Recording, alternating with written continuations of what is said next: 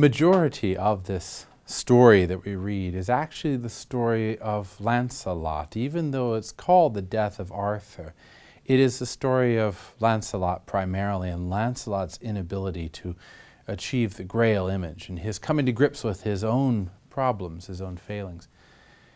By extension, then, that Lancelot character parallels Arthur, because the commentary overall is a commentary on human nature, and Lancelot and Arthur are reduplications of each other. In this section, though, we get the madness of Lancelot. Lancelot has been rejected by Guinevere, who has accused him of being a false knight to his face, because he was caught with Elaine. And he jumps out the window, and he hurts himself on the thorns, and he runs into the forest, and he's mad, he's crazy. He loses his wits. The rejection by that figure that he had devoted his life to, the rejection by the whole culture, was too much for him, and he becomes a split man. And that craziness, I think that split personality, is in many ways illustrative of him and his problems. He's a split man. He's a man who, on the one hand, desires the worldly goods and worldly fame, and on the other hand, he's a man who desires to do what's right and good and holy. And the author seems to suggest these two things are not compatible. If you pursue the worldly goods, you lose out on the real holiness of human life. And if you pursue real human life, authentic human life, you won't get that fame and that fortune and that goodness that the world promises. Well, Lancelot gets taken in by these two brothers. And notice again, two. And that two-ness, that duplication, that's something from way back. We had the two towers of Tintagel. We had the image of the two brothers, the knight of the two swords. We have here this two-ness as well. The two brothers take him in, Bleant and his brother. And Lancelot's like a dog with them. He's crazy. He's a wild man. They say woad. You know, he lives in the woods, the wild area. And the two brothers there, he helps, and they take care of him, but he eventually escapes from them. And he goes off and he hunts a boar. The boar was always this image of savagery and of direct confrontation. And he's fighting that boar, and the boar gores his horse and then gores him in the leg, and he kills it. But nevertheless, he is very hurt badly, and he goes and gets cared for by a hermit, and eventually escapes from the hermit, whom he tries to kill, notice. The holy man he tries to kill.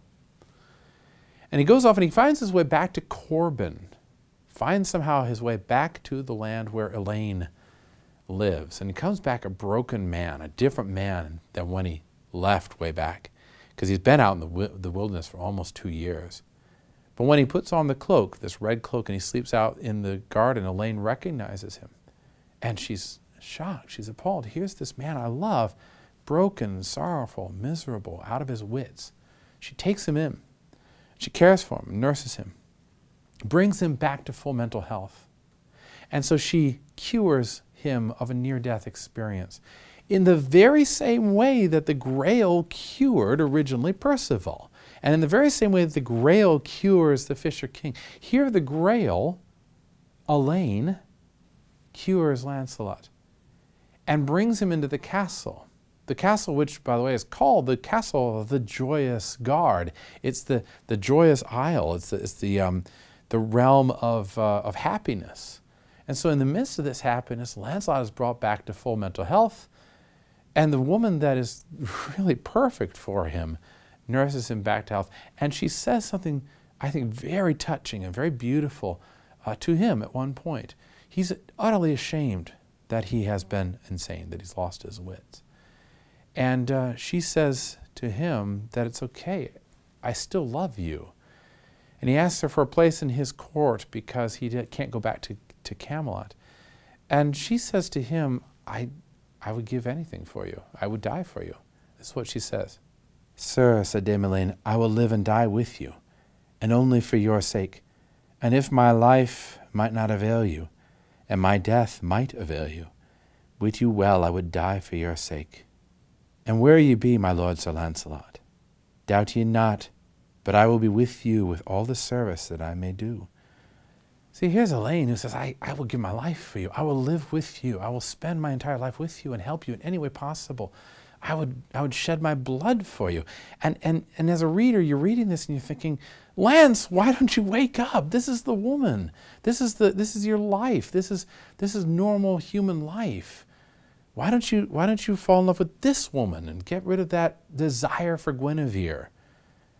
Well, for a time he does. For a time he finds a place there in the court of Sir Pelleas. And so he's living in the court of Sir Pelleas, King Pelleas, the king of the Holy Grail.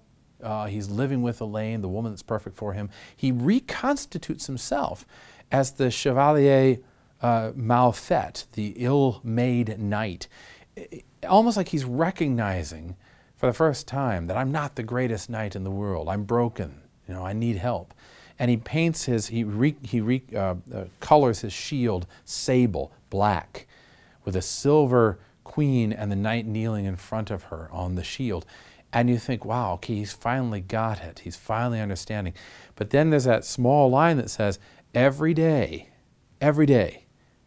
once per day, Lancelot looks towards Logres, towards Camelot, to where Queen Guinevere and King Arthur are.